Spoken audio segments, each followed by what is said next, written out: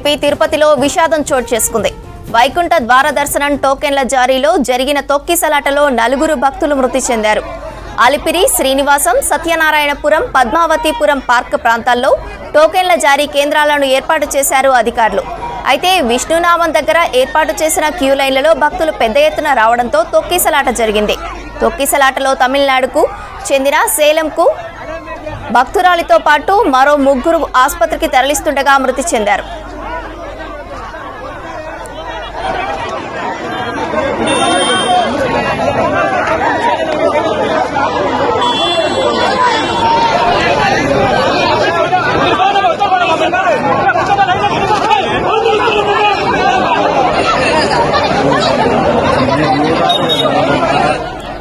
AP తిరుపతిలో విషాదం చోటు చేసుకుంది. వైకుంఠ ద్వార దర్శనం టోకెన్ల జారీలో జరిగిన తొక్కిసలాటలో 4 భక్తులు మృతి చెందారు. అలిపిరి, శ్రీనివాసం, సత్యనారాయణపురం, పద్మావతిపురం పార్క్ ప్రాంతాల్లో టోకెన్ల జారీ కేంద్రాలను ఏర్పాటు చేశారు అధికారులు.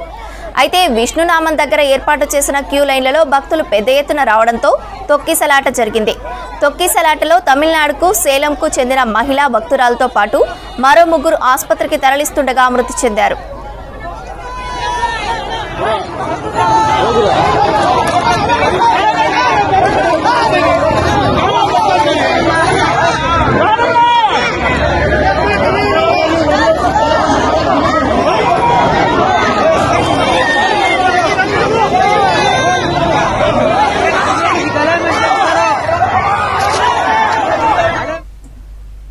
గత ప్రభుత్వం 10 ఏళ్లలో చేసిందేమీ లేదని విమర్శించారు మంత్రి కోమటిరెడ్డి వెంకటరెడ్డి. రూపాయి పనిచేసి 100 రూపాయల ప్రచారం చేసుకున్నారని అన్నారు. ఇప్పుడు చూస్తే అన్ని అప్పులే ఉన్నాయన్నారు. రంగారెడ్డి జిల్లా ముడిమ్యాల్ నుంచి మేడిపల్లి వరకు 24 కోట్లతో నిర్మించే రోడ్డుకు శంకుస్థాపన చేశారు మంత్రి కోమటిరెడ్డి. స్పీకర్ గడ్డం ప్రసాద్ వికారాబాద్ నియోజకవర్గంలో రోడ్ల అభివృద్ధికి 150 కోట్లు మంజూరు చేశారన్నారు స్పీకర్ గడ్డం ప్రసాద్. 2016-17లో ఇన్పుండ్రు అప్పుడు మోడీ మొదటిసారి ముఖ్యమంత్రి ఉండవు శాంక్షన్ చేస్తే టీఆర్ఎస్ ప్రభుత్వం దాని గురించి పట్టించుకోలేదు. మా ప్రభుత్వం వచ్చిన తర్వాత ముఖ్యమంత్రి గారు నేను రోజు గడ్కరీ గారు వెంటబడి దాని ఇవాళ టెండర్స్ కూడా పిలిచినాం. వచ్చే నెల 14వ తారీఖు టెండర్ ఉంది. 30,000 కోట్ల రూపాయలు ల్యాండ్ ఎక్విజిషన్ కలిసి 35,000 కోట్లు. ఇవాళ హైదరాబాద్కు మరో మణిహారం లాగా ఈరోజు ఆ రోజు ఓఆర్ఆర్ కాంగ్రెస్ పార్టీ నిర్మిస్తే ఇక్కడే ఎయిర్పోర్ట్ కడితే ఇక్కడే ఎస్సీజెడ్లు కోకాపేట కానీ ఫైనాన్షియల్ ఇక్కడ వచ్చి కాబట్టి ఏదో హైదరాబాదు భారతదేశంలో 2వ స్థానానికి వచ్చింది. ఆ రోడ్డుని ఎలక్షన్ల కోసం అమ్ముకున్నారు. మళ్ళీ ఈరోజు 2017-18 అనౌన్స్ చేస్తే దాని గురించి పట్టించుకోలేదు. ఇవాళ మేము టెండర్లు పెట్టించినాం. ఆ పనులు కూడా మార్చ్ ఎండింగ్, ఏప్రిల్ మొదటి వారంలో రీజనల్ రింగ్ రోడ్ పనులు మొదలు పెట్టిస్తున్నాం. అప్పుడే 6,500 కోట్లు ఖర్చు అయింది. జైకా అంటే జపాన్ బ్యాంకు లోన్ తీసుకొచ్చి రాజశేఖర్ కడితే ఆ భూమితో కలిపితే 1,00,000 కోట్లు. దానికి ఇలా 7,000 కోట్లకే అమ్ముకున్నాం. ప్రభుత్వ ప్రైవేటు సంస్థలు సమానంగా ప్రయాణిస్తేనే విద్యారంగం బలోపేతం అవుతుందన్నారు మంత్రి పొన్నం ప్రభాకర్. సంగారెడ్డి జిల్లా పటాన్చెరులో జరిగిన TRS MA state general body మీటింగ్కు ముఖ్య అతిథిగా హాజరయ్యారు. రాష్ట్రంలో 60% మంది విద్యార్థులు ప్రైవేటు విద్యాసంస్థల్లో చదువుతున్నారన్నారు.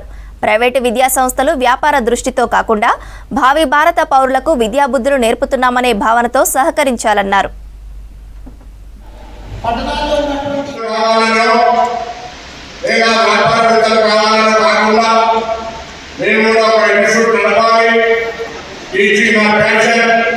విద్యార్థులకు విద్యాబోధన చేయడం ద్వారా 4 ఉపాధి అవకాశాలు ఇచ్చి తెలంగాణలో విద్యా వ్యవస్థకు అందరికీ చేరువయ్యాలని ఆలోచనతో మీరంతా పాఠశాలలు ఏర్పాటు చేసుకునే రోజు ప్రభుత్వంలో రాజ్యంలో దాదాపు 60 లక్షల మంది విద్యార్థులు ఉంటే 60% దాకా ఈ పాఠశాలల ద్వారా ఈ తెలంగాణ వారి భారత పౌరులుగా తెలంగాణ అందరికీ అభినందనలు.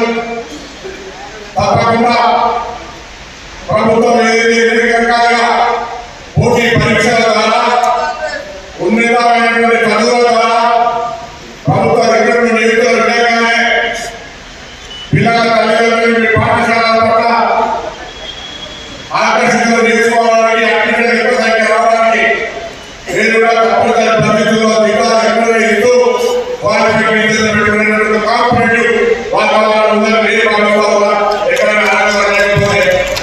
పెన్షనర్ల భూములను గత బీఆర్ఎస్ ప్రభుత్వం వెనక్కు తీసుకుందని అవి తిరిగి అందేలా కృషి చేస్తున్నానన్నారు ఎమ్మెల్సీ కోదండరాం. భూముల కోసం ప్రభుత్వ పెన్షనర్లు ఎన్నో ఏళ్లుగా కొట్లాడటం బాధాకరమన్నారు.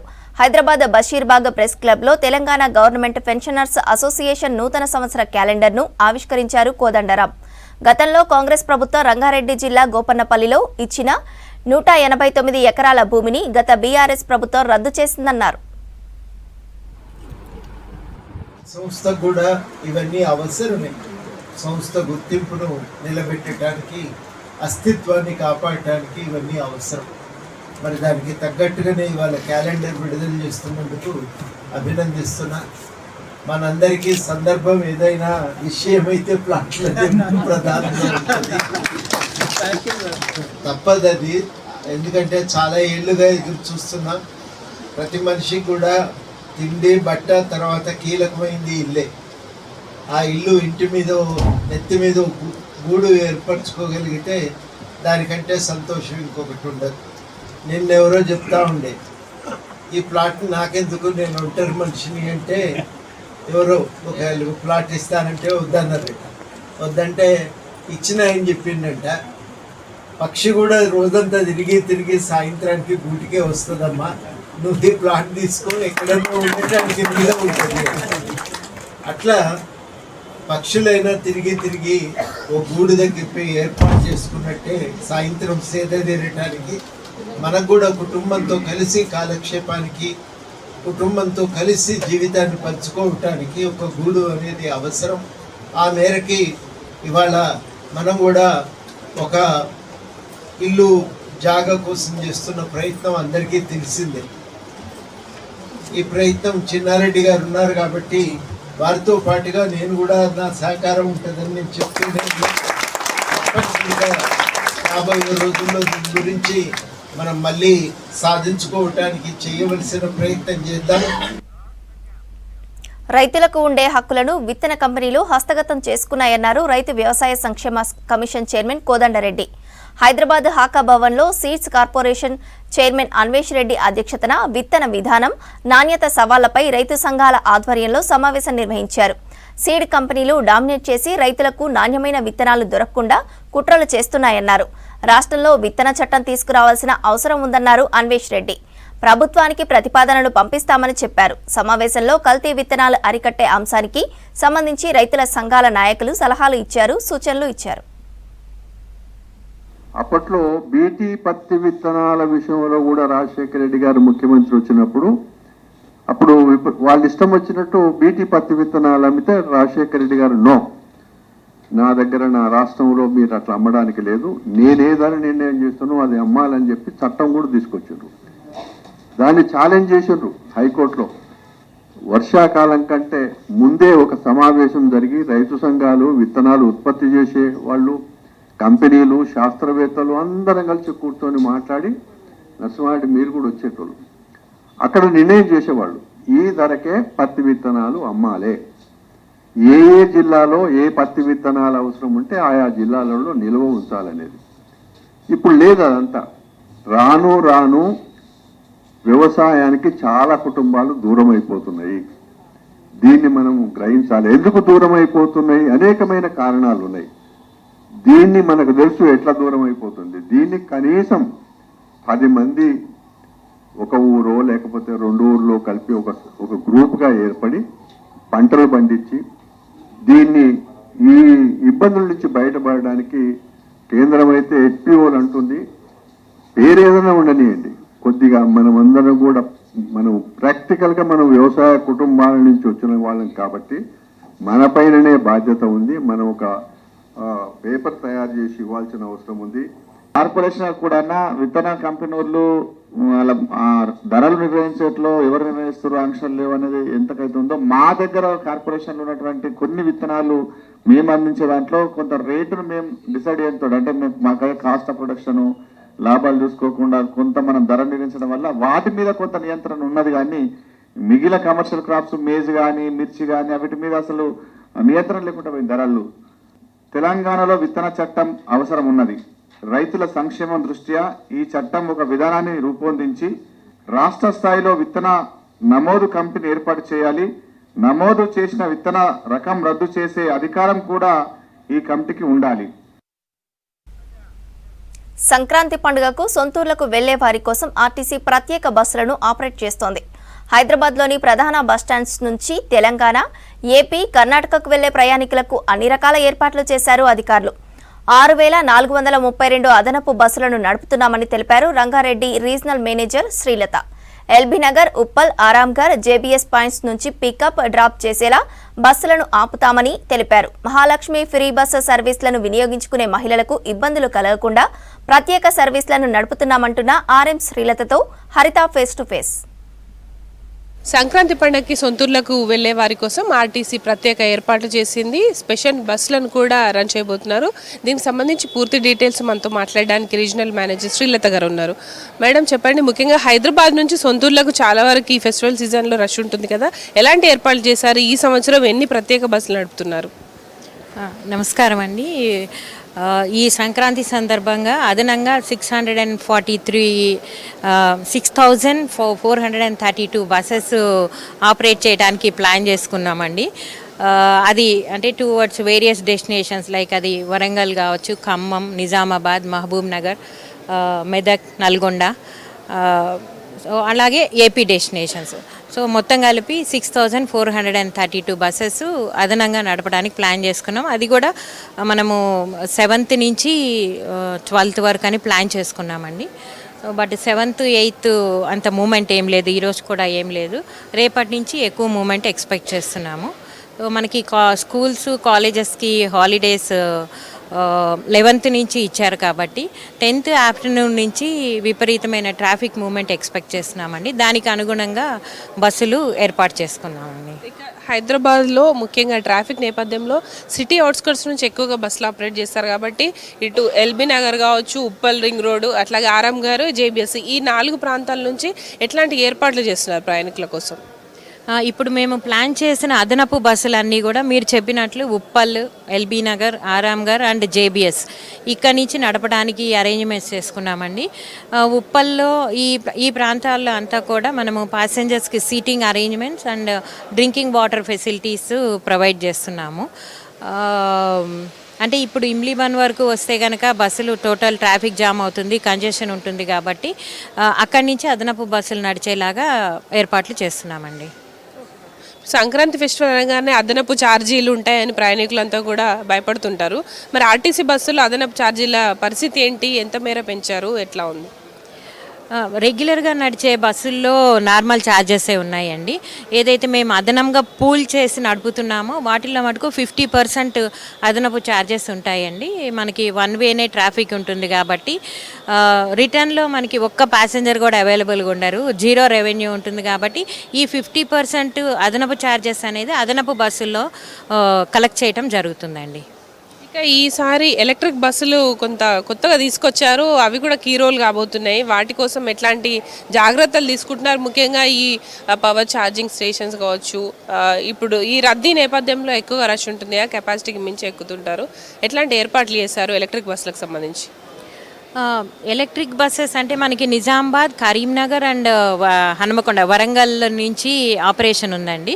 సో మనకి నిజామాబాద్ అండ్ కరీంనగర్ వాటికేమో ఛార్జింగ్ స్టేషన్ మన జూబ్లీ బస్ స్టేషన్ పరిధిలో ఉంది. అక్కడ అక్కడి నుంచి బయలుదేరి వచ్చిన తర్వాత ఇక్కడ ఛార్జ్ చేసుకొని వెళ్తున్నాయి. సో అవి ప్రయాణికుల ఆదరణ కూడా ఎలక్ట్రిక్ బస్సెస్కి ఎక్కువ ఉందండి. అంటే అవి అసలు ఏమి సౌండ్ రాకుండా మనకి ప్లస్ పొల్యూషన్ ఫ్రీ దాంతో నడుస్తున్నాయి కాబట్టి ఇప్పుడు మనకి నిజామాబాద్, కరీంనగర్ అండ్ వరంగల్ కలిపి అరౌండ్ 200 బస్సెస్ ఆపరేషన్కి అయితే ప్లాన్ చేశారండి. ఉన్న బస్సులకి అదనపు బస్సులు కాబట్టి మనకి ఈ ట్రాఫిక్ క్లియరెన్స్కి చాలా ఉపయోగపడుతుందని మేము నమ్ముతున్నామండి. ఎలక్ట్రిక్ బస్సుల్లో ప్రయాణం చాలా కంఫర్టబుల్గా ఉందని ప్యాసింజర్స్ ఫీడ్బ్యాక్ ఉందండి. అంటే ఈ అదనపు బస్సులే కాకుండా రిజర్వేషన్కి సంబంధించిన బస్సులు ముఖ్యంగా ఏపీ కావచ్చు, తెలంగాణ, ఇటు నల్గొండ, ఖమ్మం వైపు వెళ్ళే బస్సుల్లో ఎట్లా ఉంది? రిజర్వేషన్ బుకింగ్స్ ఎలా అవుతున్నాయి? పబ్లిక్ నుంచి రెస్పాన్స్ ఎట్లా ఉంది?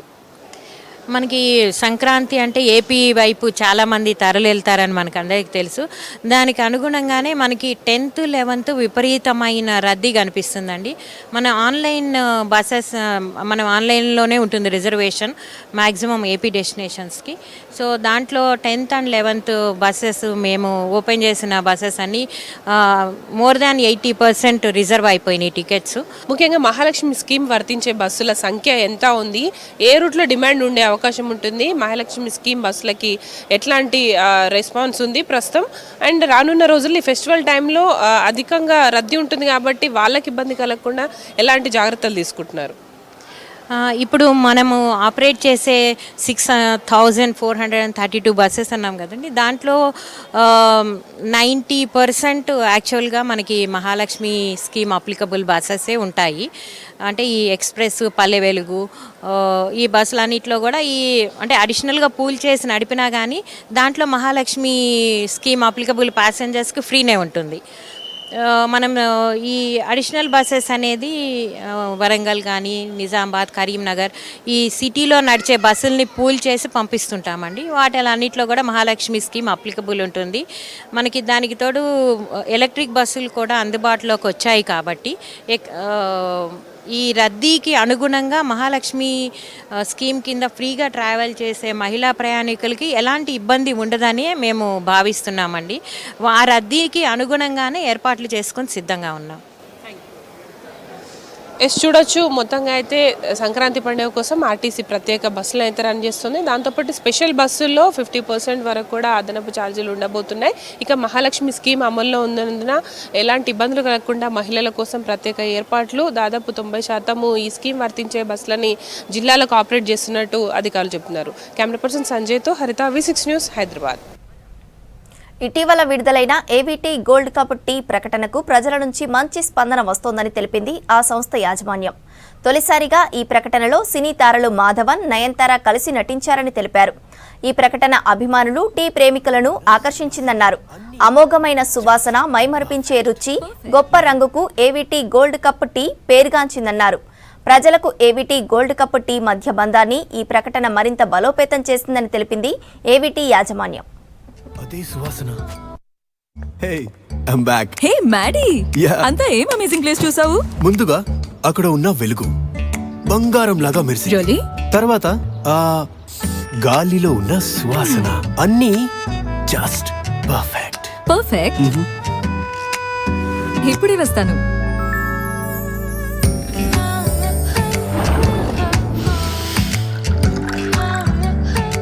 అదే సువాసన, అదే రంగు బంగారంలా మెరుస్తుంది. ఓ మై, ఆ taste perfect. Just like that place. yes exactly. అర్థం కాని మాటలు, మరువలేని రుచి. ఏవీటీ. హైదరాబాద్ రవీంద్ర భారతిలో నేచర్ లైఫ్ స్పేస్ నూతన సంవత్సరం 2025-26ను ఆర్థిక ఏడాది క్యాలెండర్ను పర్యాటక సాంస్కృతిక శాఖ మంత్రి జూపల్లి కృష్ణారావు ఆవిష్కరించారు. ఈ కార్యక్రమంలో nature life space chairman, founder Ramesh, co-founder మేఘన, ప్రెసిడెంట్ వినాయక్, రమేష్ సింగ్, నాగేష్, రాజశేఖర్, సుగుణ, రవీందర్లు పాల్గొన్నారు.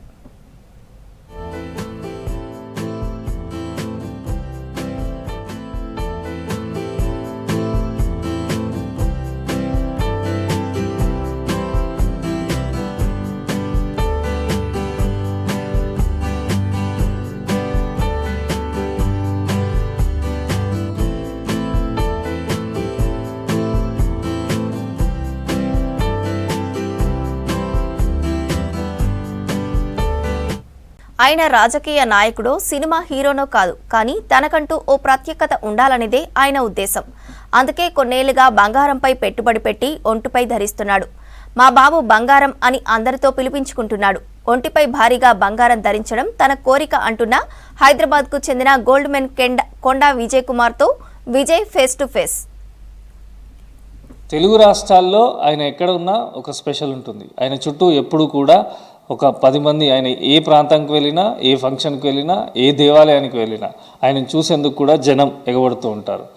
ప్రస్తుతం ఎవరు అతను ఒంటి నిండా బంగారం ధరించి దేవాలయాలు కానీ ఫంక్షన్లకు వెళ్తున్నప్పుడు జనం నిరంతరం ఆయనను చూస్తూ ఉంటారు. ప్రస్తుతము మనతోని మాట్లాడేందుకు తెలంగాణ గోల్డ్ మెన్గా పిలువబడే కేవీకే కొండా విజయ్ కుమార్ ఉన్నారు. అన్న నమస్తే. ఫస్ట్ ఆఫ్ ఆల్ మీరు ఇంటి నుంచి బయటకు వెళ్ళారంటేనే మీ చుట్టూ జనము 10-15 వందల మంది కూడా మూతున్నటువంటి సిచ్యువేషన్ మనకు కనిపిస్తుంది. అసలు గోల్డ్ మెన్గా పేరు తెచ్చుకున్నారు. ఈ పేరు రావడానికి కారణం ఏంది? అసలు ఇంత బంగారం ధరించడానికి రీజనే? బంగారం ధరించడం అనేది ఒక ప్యాషన్ ఉండే, ఆ ప్యాషన్ మనము సరే ప్రతి ఒక్కరికి ఒక ప్యాషన్ ఉంటుంది. దానికోసం మనము భగవంతుని కోరుకోవడం, కష్టపడడం, తల్లిదండ్రుల బ్లెస్సింగ్స్ కోరుకోవడం, కుటుంబ సభ్యుల బ్లెస్సింగ్స్ తోటి ఆ ప్యాషన్ రీచ్ కావాలని అందరూ అనుకుంటారు. నాకు ప్యాషన్ బంగారం, అది దానికోసం కష్టపడుతున్నాను. ఆ ప్యాషన్ సక్సెస్ కానీ ఆ రూట్లో వెళ్తున్నాను. ఎప్పటి నుంచి ఈ అలవాటు ఉంది? అసలు ఎందుకు అంటే కంప్లీట్గా గోల్డ్ ధరించి బయటకు వెళ్ళాలి, గోల్డ్ వేసుకోవాలి అనే కోరిక ఎప్పటి నుంచి కలిగింది? ఎప్పుడు ఎంత బంగారం క్యారీ చేస్తుంటారు? ఉంది, నా ఏజ్ 25-26 అయినప్పటి నుండి ఉంది. అలా ఉండాలి యూనిక్గా అని చెప్పేసి అది కంటిన్యూ చేస్తున్నాను. ఈ 2017-18 నుండి కొంచెం ఎక్కువనే క్యారీ చేస్తున్నాను. బట్ ఏంటంటే అది ఎంత అనేది కాదు, కానీ నేను జస్ట్ ఇవి నా దగ్గర ఉన్న గోల్డ్ వేసుకొని మిర్రర్ ముందుకు వెళ్ళేసి ఈరోజు సూట్ అయింది అని చెప్పేసి అనుకున్నప్పుడు అది బయటికి వెళ్ళిపోతాను అట్లా. అంటే ఇప్పుడు ఎంత బంగారం క్యారీ చేస్తుంటారు? బయట ఫంక్షన్స్లకు వెళ్ళేటప్పుడు ఎట్లా ఉంటుంది? లేకపోతే ఏమన్నా దేవాలయాలకు కానీ ఇతర కార్యక్రమాలకు వెళ్ళేటప్పుడు ఎంత గోల్డ్ను క్యారీ చేస్తూ ఉంటారు? ఎట్లా మెయింటైన్ చేస్తుంటారు దీన్ని? అలా అనేది ఏం లేదు, జస్ట్ ఆ రోజు డిసైడ్ అవుతాను ఈవెంట్ని బట్టి, ఫంక్షన్ బట్టి. ఇవాళ చూడండి షాద్దాన్ కాన్స్టిట్యున్సీలో కొందూరు, మా చెవిల కాన్స్టిట్యున్సీలో మా నేటివ్ ప్లేస్ షాబాద్ వెళ్ళినప్పుడు ఇలాగే వెళ్ళాను. అక్కడ లొకేషన్లో ఏ అపీరెన్స్ ఉంటే అక్కడ వాళ్ళు హ్యాపీ అవుతారు, ఇక్కడ కనెక్ట్ అవుతుంది అనే ఆలోచనతో ఆ రోజు ఆ స్టైల్లో వెళ్ళడానికి ప్రయత్నం చేస్తాను. అంటే సమ్టైమ్స్ పంచెలు కట్టుకోవడం, సమ్టైమ్స్ ఇలాంటి సదరీతోటి అలాగ, ఓసారి ప్లెయిన్ వైట్ షర్ట్ అలా వేసుకొని సరే అక్కడ ఉన్న వాళ్ళు నన్ను అక్కడ ఏదైతే ప్రోగ్రామ్కి కానీ ఆ ఈవెంట్కి కానీ నన్ను జస్ట్ డిఫరెంట్గా చూడాలని వాళ్ళ ఎక్స్పెక్టేషన్స్ మాత్రం ఫుల్ఫిల్ చేయడానికి నేను కష్టం. అంటే మారుతున్న కాలానికి అనుగుణంగా మీరు గోల్డ్ను చేంజ్ చేస్తూ ఉంటారా? ఇది తరతరాల నుంచి వస్తున్నటువంటిదా?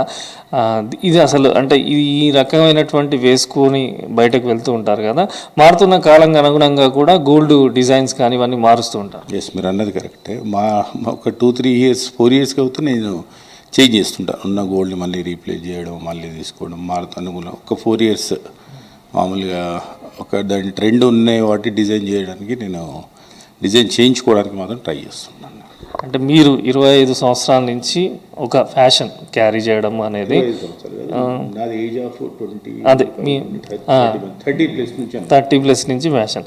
అప్పుడు రేట్లు చూస్తే ఇప్పుడు రేట్లు చూస్తే ఇప్పుడు ఒక తులం బంగారం కొనాలన్నా 80,000 75,000 అట్లా వెళ్తుంది. అప్పటి నుంచి కూడా క్యారీ చేస్తూ వస్తూ ఉన్నారు. అంటే ఇలా ఇదంతా మేనేజ్ అవ్వడం? నేను రియల్ ఎస్టేట్ సైడ్ ఉన్నాను, నేను వర్క్ చేసుకుంటాను. నేను నేషనల్ బ్యాంక్స్కి లోన్స్ కౌన్సిలర్గా ఉన్నాను. జస్ట్ ఇంకా నా బిజినెస్ ఉంటుంది. వాటితో పాటు నేను మిగతా వాళ్ళు ఒక టైప్ ఆఫ్ ఇన్వెస్ట్మెంట్ చేస్తే నేను గోల్డ్ పై ఇన్వెస్ట్ చేసుకుంటాను. అంటే మీకు ఒక స్వచ్ఛంద సంస్థ కూడా మీరు రన్ చేస్తూ ఉంటారని చెప్పి సోషల్ మీడియాలో వస్తుంది. ఆ ఫౌండేషన్ ద్వారా ఏ కార్యక్రమాలు చేస్తున్నారు? స్వచ్ఛంద సంస్థ నేను 2016లో ఫౌండేషన్ అనే ఒక స్వచ్ఛంద సంస్థ ఏర్పాటు చేశాను. అక్కడ నుండి భగవంతుడి దయ వల్ల నేను ఒక 2 people కన్నా మంత్లీ సర్వీస్ చేయాలి అని చెప్పేసి కోరుకుని స్టార్ట్ చేశాను. అది డే బై డే ఇప్పుడు 10th year రన్నింగ్ అండి. హ్యాపీగా ఇప్పుడు ఎవ్రీ సాటర్డే ఒక 10 నియర్ అబౌట్ 1500 to 1800 పీపుల్కి అన్నదానం చేయడం, మంత్లీ 5 days చేస్తున్నాను. మిగతాది నేను ఒక ప్రొఫెషన్లో ఉన్నా కాబట్టి ఇప్పుడు నా దగ్గరికి వస్తే నేను వాళ్ళకి హెల్ప్ చేయాలి, వాళ్ళని అంటే ఏదో ఒకటి వాళ్ళకి కావాల్సిన హెల్ప్ చేయాలని చెప్పేసి ఆలోచనతో ఉంటుంది. అదే శక్తిని నాకు ఇవ్వమని చెప్పేసి నేను భగవంతుని కోరుకుంటాను అంతే. జస్ట్ ఏంటంటే పబ్లిక్లో ఈయనతో మనది ఏదైనా అవుతుంది అని చెప్పేసి. ఇప్పుడు నేనున్నాను, మా లోకల్లో పెద్దలు ఉన్నారు, ఇప్పుడు ఎమ్మెల్యే గాంధీ గారు, కార్పొరేటర్స్ ఉన్నారు, ఎక్స్-ఎమ్మెల్యేస్ ఉన్నారు, పొలిటీషియన్స్ ఉన్నారు, పెద్ద వాళ్ళు. ఇప్పుడు నాతో కాకుండా నేను వాళ్ళ దగ్గరికి వెళ్ళి రిక్వెస్ట్ చేసి పని చేయించడం, సరే ఒకరికి ఏంటంటే ఒకరికి ఒక భరోసాలాగా ఉండాలని అయితే నా కోరిక.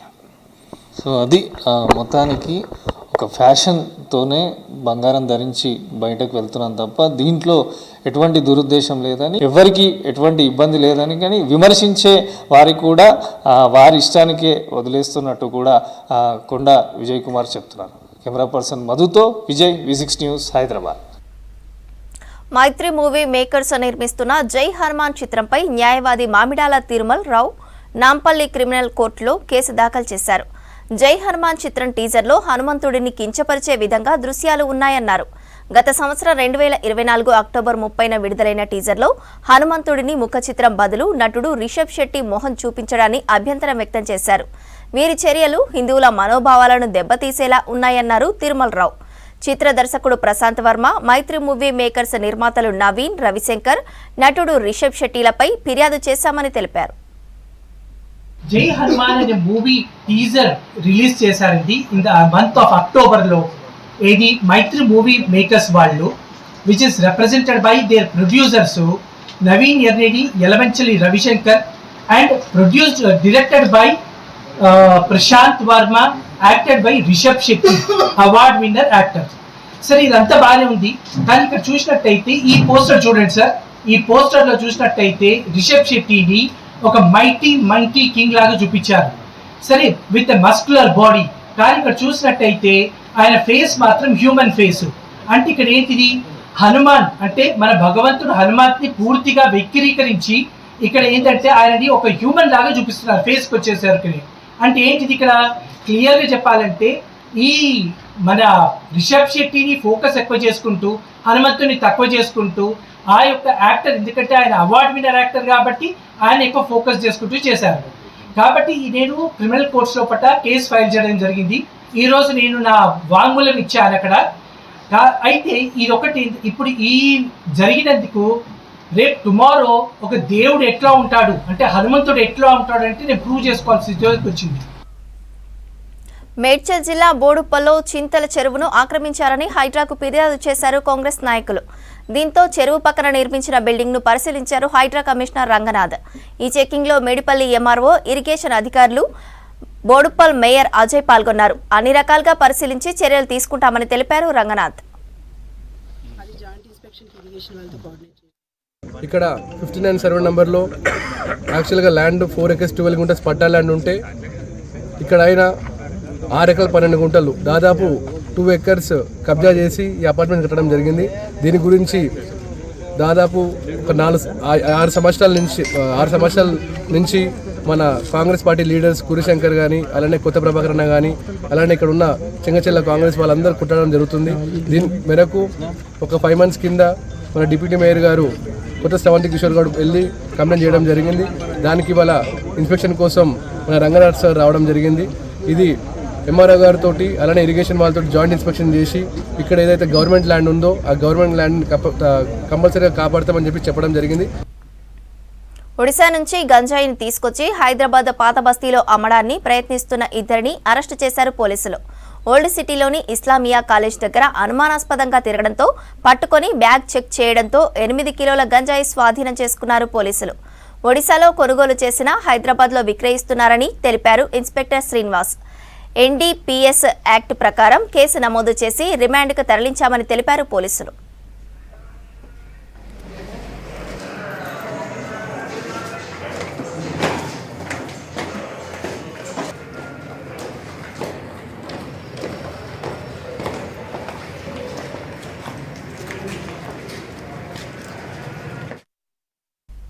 మాదాపూర్ దుర్గం చెరువులో గుర్తు తెలియని మృతదేహం గుర్తించారు లేక్ వ్యూ సిబ్బంది.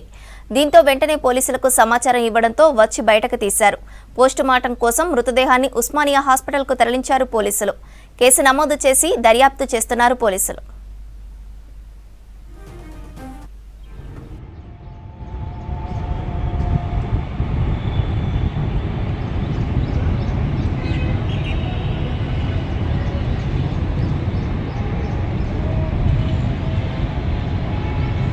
హిందువులకు వైకుంఠ ఏకాదశి అత్యంత పవిత్రమైనదిగా పండితులు చెబుతారు. పైగా వైకుంఠ ఏకాదశి పండుగ తెలుగు రాష్ట్రాల్లో ఘనంగా జరుగుతుంది. మార్గశిర మాసంలో పౌర్ణమికి ముందు వచ్చే ఏకాదశిని ముక్కోటి ఏకాదశి, ఉత్తర ద్వార దర్శన ఏకాదశి, వైకుంఠ ఏకాదశి అని పిలుస్తారు. ఈ పర్వదినాన పెద్ద ఎత్తున వైష్ణవ దేవాలయాలకు జనం పోటెత్తుతారు. ముఖ్యంగా తెల్లవారుజామున ఉత్తర ద్వార దర్శనం చేసుకుంటే పాపాలు తొలగిపోయి మోక్షం సిద్ధిస్తుందని వేదవాక్కు. అందుకే ఆ రోజున మోక్షద ఏకాదశి అని కూడా పిలుస్తారు.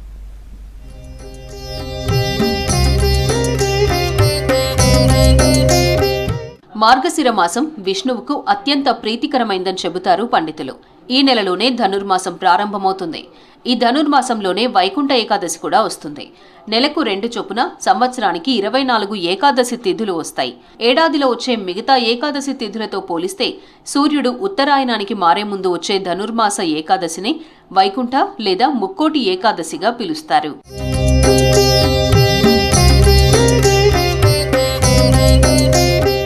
ముక్కోటి ఏకాదశి రోజున వైకుంఠ ద్వారాలు తెరుచుకుంటాయని, మహావిష్ణువు గరుడ వాహనం పైన 3 కోట్ల దేవతలతో కలిసి భూలోకానికి దిగివచ్చి భక్తులకు దర్శనమిస్తారని చెబుతుంటారు. అందుకే ప్రతి వైష్ణవాలయాల్లో ఆ రోజున మాత్రమే వైకుంఠాన్ని తలపించేలా ఉత్తర ద్వారాలను తెరుస్తారు. భక్తులు తెల్లవారుజామున ఆ ద్వారం గుండా లోపలికి వెళ్లి దేవుడిని దర్శించుకుంటారు. అత్యంత పవిత్రమైన ఈ రోజున 3 కోట్ల ఏకాదశి తిథులతో సమానమైన పవిత్రతను సంతరించుకున్నందువల్లే దీనికి ముక్కోటి ఏకాదశి అనే పేరు వచ్చిందని పండితులు చెబుతున్నారు. ఈ రోజున ఉపవాసం ఉండి విష్ణు సహస్రనామాలను పఠించడం వల్ల విష్ణుమూర్తి అనుగ్రహం కలుగుతుందని భక్తుల ప్రగాఢ విశ్వాసం.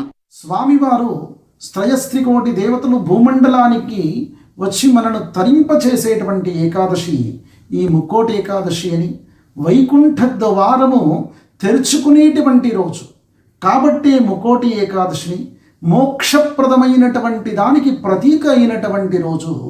ఈ రోజు నుండి ఉత్తరాయణం ప్రారంభం అనేటువంటిది ప్రతీక. అంటే ఉత్తరాయణ ప్రారంభం కంటే ముందు వచ్చే ఏకాదశి.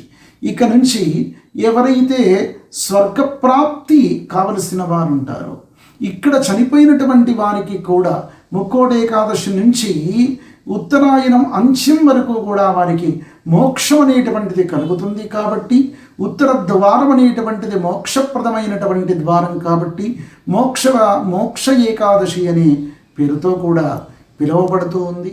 తెలుగు పంచాంగం ప్రకారం ఈ నెల 9వ తేదీ గురువారం మధ్యాహ్నం 12:22 ఏకాదశి తిథి ప్రారంభమవుతుంది. మరుసటి రోజు అంటే జనవరి 10వ తేదీ శుక్రవారం ఉదయం 10:19 వరకు కొనసాగుతుందని పండితులు తెలిపారు. ఉదయం తిథి ప్రకారం ఈ నెల 10వ తేదీన వైకుంఠ ఏకాదశి జరుపుకుంటారని సూచిస్తున్నారు. అయితే తెలుగు రాష్ట్రాల్లోని ప్రముఖ పుణ్యక్షేత్రాలైన తిరుమల, భద్రాచలంలో ఈ నెల 10వ తేదీన ఉత్తర ద్వార దర్శనం ఉంటుందని అధికారులు తెలిపారు. ఇక హైదరాబాద్ నగరంలోని టీటీడీ ఆలయాల్లోనూ 10వ తేదీన ఉదయం 5 గంటల నుంచి ఉత్తర ద్వార దర్శనం ఉంటుందని, అందుకు ఏర్పాట్లు చేస్తున్నామన్నారు అర్చకులు. 10వ తారీఖు శుక్రవారం నాడు వైకుంఠ ఏకాదశిని పురస్కరించుకొని స్వామివారికి విశేషంగా తిరుపావై సేవా కార్యక్రమాలన్నీ కూడా జరగబడుతూ ఉన్నాయి. ఆనాడు ఉదయం స్వామివారి యొక్క ఉత్తర ద్వార దర్శనం చేసుకోవడం వలన మనం చేసినటువంటి ఇహలోకమునందు మనం అనుభవించినటువంటి కష్టాలన్నీ పోయి పరమున మోక్షమును గతిస్తామని చెప్పి పురాణోక్తి. అదేవిధంగా ఈ దేవస్థానంలో స్వామివారిని దర్శించుకునేదానికి భక్తులు వేల కొలది వచ్చి స్వామివారి యొక్క దర్శనం చేసుకుని తీర్థప్రసాదాలు స్వీకరించుకొని కృతార్థులవుతున్నట్టుగా మనకి చాలామంది తెలియజేసి ఉన్నారు.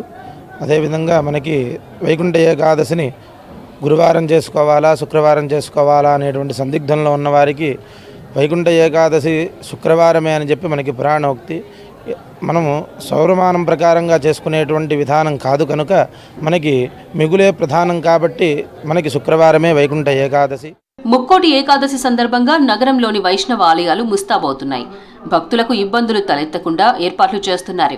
వచ్చే భక్తులకు వైకుంఠ ద్వార దర్శనం కల్పించనున్నారు.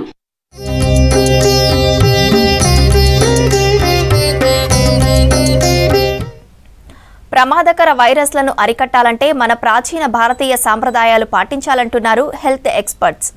మేం వెస్టర్న్ కల్చర్నే ఫాలో అవుతామంటే మాత్రం హాస్పిటల్లో చేరక తప్పదని హెచ్చరిస్తున్నారు.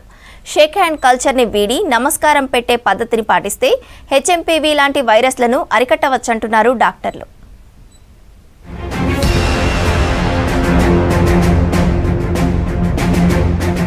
చైనాలో కలకలం సృష్టిస్తున్న హెచ్ఎంపీవీ వైరస్ మన దగ్గర వ్యాపించకుండా తగిన జాగ్రత్తలు తీసుకోవాలని సూచిస్తున్నారు డాక్టర్లు. కరోనా వైరస్ మాదిరి ప్రభావం చూపెట్టకపోయినా నిర్లక్ష్యం చేస్తే మాత్రం పెద్ద ప్రమాదం పొంచి ఉందంటున్నారు. జీవించే విధానం, చేసే పనుల మీదే వైరస్ వ్యాప్తి ఆధారపడి ఉంటుందని చెప్తున్నారు నిపుణులు. భారతీయ సంస్కృతితో హెచ్ఎంపీవీ లాంటి వైరస్ల వ్యాప్తిని అరికొట్టొచ్చని చెప్తున్నారు డాక్టర్లు. షేక్ హ్యాండ్ ఇవ్వడం ద్వారా వైరస్ ఒకరి నుంచి మరొకరికి వ్యాపించే అవకాశం ఉంటుందని చెప్తున్నారు. కరోనా టైంలో వైరస్ ను కంట్రోల్ చేయడానికి పబ్లిక్ కొన్ని నియమాలు పాటించాలి. పబ్లిక్ ప్లేస్లలోకి వెళ్తే మాస్క్ పెట్టుకోవడం, సోషల్ డిస్టెన్స్ పాటించడం లాంటి జాగ్రత్తలు తీసుకున్నారన్నారు డాక్టర్లు.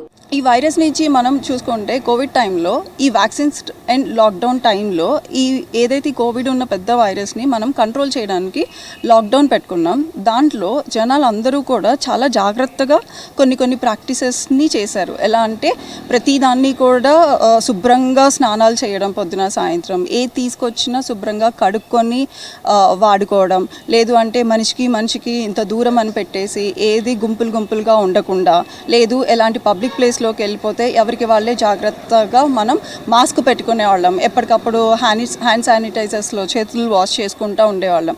ఇవన్నీ కూడా ఇప్పుడు కూడా ఇలాంటివన్నీ కూడా మనం జాగ్రత్తగా సేమ్ అంతే భయంతో జాగ్రత్తతో పాటిస్తే ఈ వైరసెస్ని కూడా మనం చాలా వరకు ఇంపాక్ట్ ఎక్కువ కాకుండా కంట్రోల్ చేయగలుగుతాం. మన ప్రాచీన కాలం నాటి జీవన విధానాన్ని అలవాటు చేసుకుంటే కట్టడి చేసుకోవచ్చని చెప్తున్నారు నిపుణులు. బయట నుంచి ఇంటికి వచ్చినప్పుడు కాళ్ళు చేతులు శుభ్రం చేసుకోవాలంటున్నారు. దీంతో సూక్ష్మ క్రిములు, వైరస్ లాంటివి ఇంట్లోకి వచ్చే అవకాశం ఉండదన్నారు. పండగ టైంలో ఇంటి గడపలకు పసుపు రాస్తే యాంటీ బ్యాక్టీరియల్ వాల్యూస్ ఉండడంతో వైరస్ లాంటివి దరిచేరవు. దర్వాజులకు మామిడాకులు కట్టడంతో ఎయిర్ ప్యూరిఫైర్ లా పనిచేస్తాయని సూచిస్తున్నారు డాక్టర్లు. ఇప్పుడు మనం చెప్పే ఏదైతే ఈ ఐసోలేషన్ అనేది ఉందో అప్పట్లోనే మనం ఇలాంటి వాటిలన్నిటికీ కూడా మనం అప్పుడు కూడా ఇలానే చేసాం. కాకపోతే ఇప్పుడేం వాటికి ఒక సైంటిఫిక్ నేమ్స్ పెట్టాం. అప్పుడు అవి మనం రోజువారీ చేసే పద్ధతులు, మన ట్రెడిషన్ అన్నట్టుగా మాట్లాడేవాళ్ళు. సో మన ఏన్షియంట్ డేస్లో పొద్దున్నే సూర్య నమస్కారాలు పెట్టేవాళ్ళు, లేదు అంటే పిల్లలు స్కూల్స్కి వెళ్ళినప్పుడు అసెంబ్లీ లాగా పెట్టేవాళ్ళు. దాన్ని బట్టి వాళ్ళకి మంచిగా వైటమిన్ డి ఉంటుంది, సన్కి ఎక్స్పోజ్ అవుతారు. దాన్ని బట్టి మన స్కిన్ మీద ఏమన్నా ఇన్ఫెక్షన్స్ ఉన్నా కూడా చాలా వరకు కంట్రోల్ అయ్యేవి. మంచిగా పొద్దున సాయంత్రం స్నానం చేసేవాళ్ళు. ఈ నలు కానీ లేకపోతే పసుపు పెట్టి రాసుకోవడం అని చెప్పేసి కాళ్ళకి పసుపు రాసుకొని గడపలకి పెట్టుకొని, ఇవన్నీ సైంటిఫిక్గా వాళ్ళు ఈరోజు రీసెర్చ్ చెయ్యకపోయినా వాటిల్లో ఉపయోగాలని బట్టి వాళ్ళు అప్పుడే ఇవన్నీ కూడా చేశారు. నమస్కారం అనే సాంప్రదాయాన్ని తిరిగి ఆచరించాలంటున్నారు. గతంలో జబ్బులు వచ్చిన వాళ్లను ప్రత్యేక గదుల్లో ఉంచేవారు. దీంతో ఒకరి నుంచి మరొకరికి జబ్బు వ్యాపించేది కాదు. ఇప్పుడు మనం వాటిని ఐసోలేషన్ వార్డుల పేరుతో పిలుస్తున్నామని తెలిపారు డాక్టర్లు. 2023-2024 వార్షిక నివేదికలను విడుదల చేసింది జైళ్ల శాఖ. రాష్ట్రంలో జైలు శిక్ష అనుభవిస్తున్న ఖైదీలు బయటకు వెళ్లేలోగా అక్షరాస్యులుగా మారేందుకు జైళ్ల శాఖ తంసీన్ సైన్ అవుట్ కార్యక్రమం నిర్వహిస్తోంది. ఖైదీలు తయారు చేసిన ఉత్పత్తులను నుమాయిష్లో స్టాల్స్ ఏర్పాటు చేసి ప్రదర్శిస్తున్నారు. ఖైదీలకు నైపుణ్య శిక్షణ ఇస్తున్నామని, తద్వారా బయటకు వెళ్లినా స్వయం ఉపాధి సాధించేలా తీర్చిదిద్దుతున్నామని చెప్పారు జైళ్ల శాఖ డీజీ సౌమ్య మిశ్రా.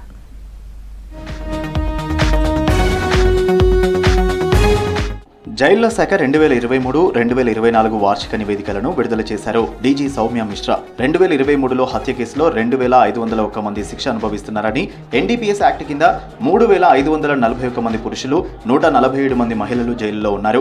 30 సంవత్సరాల లోపు 12132 మంది పురుషులు, 359 మంది మహిళలు, 23 మంది ఇతరులు ఉన్నారు. 2024 సంవత్సరం హత్య కేసులలో 2752 మంది శిక్ష అనుభవిస్తున్నారని నివేదికలో తెలిపారు. 2024 we have Telangana Prison Department has got some good record. There was no escape of prisoners from jails, so that's a good record.